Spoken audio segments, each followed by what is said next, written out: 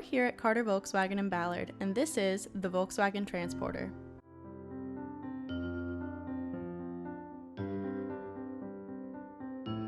This iconic van named Nelly has found its home in Ballard. Nelly is a T2 model made in 1971.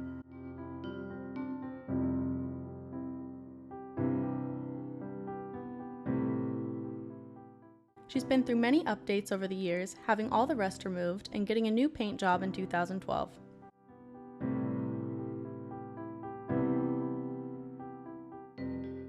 The ignition was also updated to be electronic, and Nelly is completely road ready.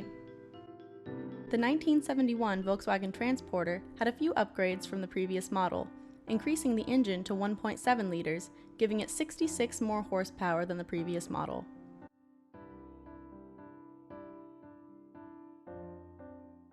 Come visit Nelly in the showroom at Carter Volkswagen in Ballard.